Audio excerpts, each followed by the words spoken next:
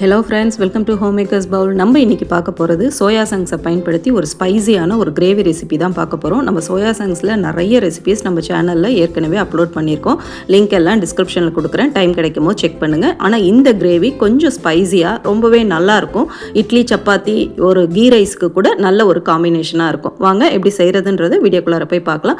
இதுக்கு முதல்ல ஒரு 2 மீடியம் சைஸ் வெங்காயத்தை கொஞ்சமாக எண்ணெய் விட்டு நல்லா ப்ரௌனாக ஆகிற அளவுக்கு வதக்கி எடுத்துக்கோங்க. நம்ம பிரியாணிக்கெல்லாம் நல்லா ப்ரௌனிஷாக ஆகிற அளவுக்கு வதக்குவோம் இல்லையா, அந்த மாதிரி நல்லா வதக்கி இந்த மாதிரி எடுத்துக்கலாம். இதை தனியாக ஒரு தட்டில் எடுத்து வச்சுடுங்க. இந்த டைமில் சோயா சங்ஸை தேவையான அளவுக்கு எடுத்து நீங்கள் சுடு தண்ணியில் ஒரு 5 நிமிஷம் உப்பு போட்டு நல்லா ஊற வச்சு பிழிஞ்சு எடுத்து வச்சுடுங்க. இப்போ இதுலேருந்து கொஞ்சம் சோயா சங்ஸை நான் மிக்சி ஜாரில் சேர்த்து அரைச்சி எடுத்து சேர்த்துக்க போகிறேன் கிரேவியில். மீதி சோயா சங்ஸில் ஒரு 2.5 டேபிள் ஸ்பூன் அளவுக்கு கெட்டியான தயிர் சேர்த்துக்கோங்க. நல்ல புளிப்பு இல்லாத தயிராக பார்த்து சேர்த்துக்கோங்க. இதுலேயே நம்ம வதக்கி வச்சிருக்கிற வெங்காயத்தையும் சேர்த்துடலாம்.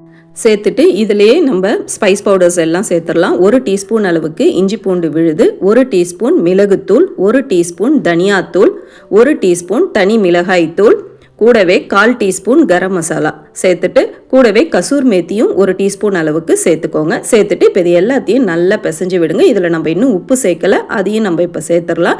சேர்த்துட்டு இப்போ இது எல்லாமே நல்லா ஒன்று சேர பிசைஞ்சு ஒரு அரை மணி நேரம் போல் இது நல்லா மேரினேட் ஆகட்டும், நல்லா ஊறி வரட்டும். அதுக்கப்புறம் கிரேவி எப்படி செய்கிறதுன்றதை நம்ம பார்க்கலாம்.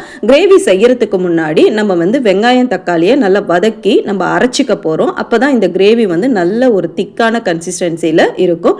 அதுக்காக நம்ம கொஞ்சமாக எண்ணெய் விட்டு ஒரு துண்டு பட்டை, 2 ஏலக்காய், 2 கிராம்பு, ஒரே ஒரு பிரிஞ்சி இலை, 1 டீஸ்பூன் பெருஞ்சீரகம், 1 டீஸ்பூன் ஜீரகம், 1 டீஸ்பூன் மிளகு சேர்த்து இது கூடவே நம்ம அடுத்து வெங்காயம், தக்காளி, முந்திரி பருப்பு சேர்த்துக்க போகிறோம். இப்போ இது எல்லாத்தையும் நல்லா வதக்கிடலாம்.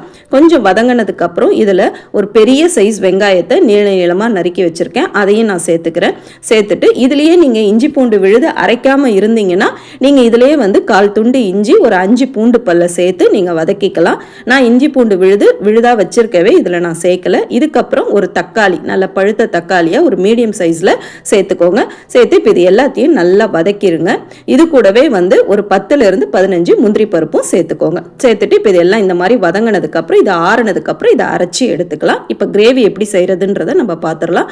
ஒரு வானலில் தேங்காய் எண்ணெய் சேர்த்துக்கோங்க. அப்போ தான் டேஸ்ட் ரொம்பவே நல்லா இருக்கும். தேங்காய் எண்ணெய் சேர்த்துட்டு 1 டீஸ்பூன் பெருஞ்சீரகம் தாளிச்சுக்கோங்க. இப்போ அரைச்சி வச்ச அந்த வெங்காயம், தக்காளி, முந்திரி பருப்பு விழுத இதில் நம்ம சேர்த்துடலாம். கொஞ்சமாக தண்ணி சேர்த்து நல்லா வதக்குங்க.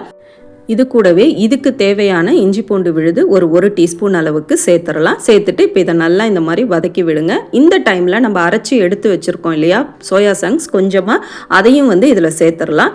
சேர்த்துட்டு நம்ம மேரினேட் பண்ணி வச்சுருக்கிற அந்த சோயா சங்ஸையும் இப்போ இதிலேயே தான் நம்ம சேர்த்துக்க போகிறோம். அப்போ இது மாதிரி சேர்த்து நம்ம செய்யும் பொழுது கிரேவியும் நமக்கு திக்காக கிடைக்கும், சோயா சங்ஸும் கொஞ்சம் வெந்து வந்துடும். இப்போ இதுக்கு தேவையான 1 டீஸ்பூன் உப்பையும் சேர்த்துட்டு நம்ம மேரினேட் பண்ணி வச்சுருக்கிற சோயா சங்ஸையும் இதில் சேர்த்துடலாம். இப்போ பார்த்தீங்கன்னா நமக்கு கிரேவி கொஞ்சம் திக்காக இருக்குது. இப்போ அதுக்கு தேவையான அளவுக்கு நீங்கள் தண்ணி சேர்த்துக்கோங்க. இப்போ நம்ம மேரினேட் பண்ணி வச்ச அந்த பவுல்லே தண்ணி சேர்த்து நான் கலந்து இதில் சேர்த்துக்கிறேன். அவ்வளோதான். இப்போ நம்ம மூடி போட்டு 2லிருந்து 3 நிமிஷம் கொதிக்க விட்டு இறக்குனா நம்மளுக்கு ஸ்பைசியான சோயா சங்ஸ் கிரேவி சூப்பராக ரெடி ஆகிடும். இது இட்லி, தோசை, சப்பாத்தி இல்லாமல் ஒரு ஷட்டிலான ஒரு கீ ரைஸு இல்லைனா வெஜ் புலாவ், அதுக்கு கூட இது நல்ல ஒரு காம்பினேஷனாக இருக்கும்.